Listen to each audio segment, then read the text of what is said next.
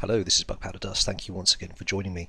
Sorry I've not made any videos recently, work's been super hectic, but I'm back now. And I'm actually back with a guest video. This is from one of my regular platoon mates, EvilPHish. He's playing the AMX13 on Himmelsdorf. Just wanted to showcase this video because it's a really good example of how to play one of these very lightly armoured but nimble and hard-hitting tanks in an urban environment. So Fish basically starts off, and the right thing to do with these sorts of tanks, so this tank 1375 before it, and also the Chaffee's another good example, is you either passive scout on a countryside map. On a map like this, you've really just got to kind of nip around, try and light tanks up, but you cannot get involved in a kind of head-to-head peekaboo game. You've got to just sort of keep moving, probe the flanks, find the stragglers, pick them off. This is a very good example of that kind of action. So Fish has kind of skimmed into the middle, tried to do a bit of a spot. Now he's going around to the edges, which is where he probably stands most chance of being able to break through. His gun is a 6-drum round, which is quite common to a lot of the French tanks, and while this gives him a very high rate of fire while the drum is loaded, it can cause serious problems, but I'll come to that in a second. So as he's going up here, he sees the Tiger on the right flank, but he sees an IS here which is quite squishy and he can probably kill in one pass, so he goes in. First hit goes in.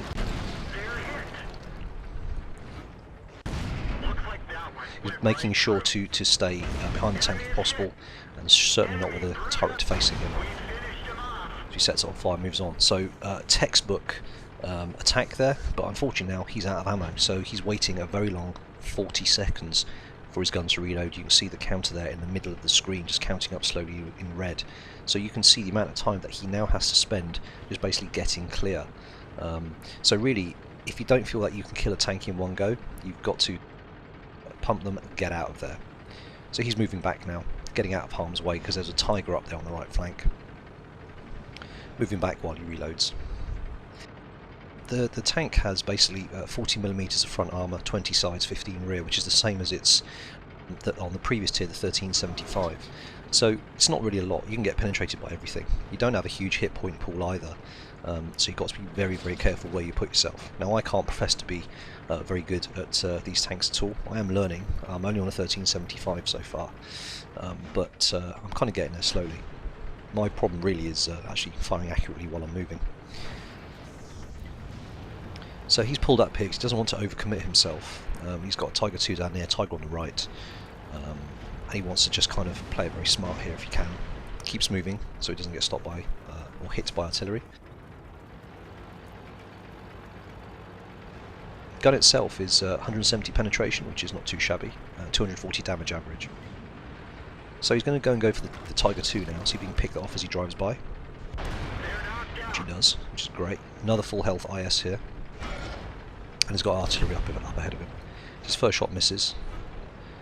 He tries to keep the guy guessing. Presents him his side armour. This IS driver is a bit smarter than the previous one because he's turning his hull and his turret at the same time, but nevertheless the gun is so good it just chews through the IS. That's great, and he's managed to avoid getting hit more than once. He's worried about the artillery now, so he moves out of the way. So reloading again, 40-second counter, counting up, and he just nips into cover here, making sure that nothing can see him or hit him. So he's going to move up on the Tiger now, but the IS-3 makes short work of that. Reload almost complete, goes to move up. Probably this is now a good time to move in to try and kill the remaining artillery, as the flank appears to be now open.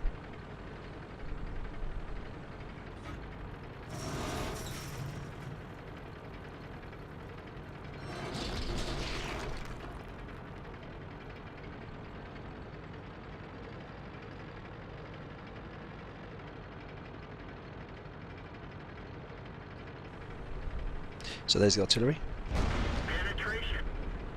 And to be honest, this is no real match for the 1319. 2 hits and he's down.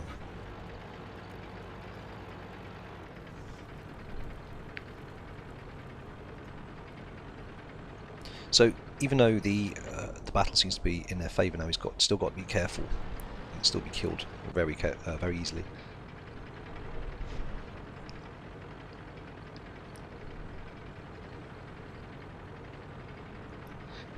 So he's moving around now to exploit the side and the rear of the tanks that are fighting here. The American heavy tank in front of him seems to be more or less ignoring him to stop initially. Unfortunately now he's run out of ammunition, and this is what I was talking about earlier about the issue of the 40-second reload. He now has to try and keep this tank spinning, and while the tank is concentrating on him, he's opening up his sides and rear to Phish's teammates, as you can see. So even though he's reloading, he's still actually being a useful member of the team.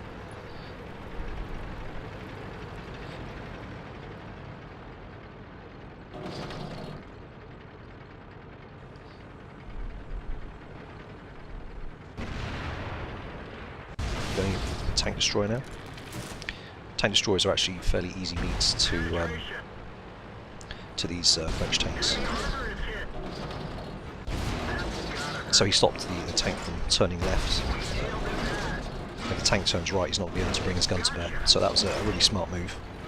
I don't think I would have thought that quickly, to be fair. Just one heavy tank left now.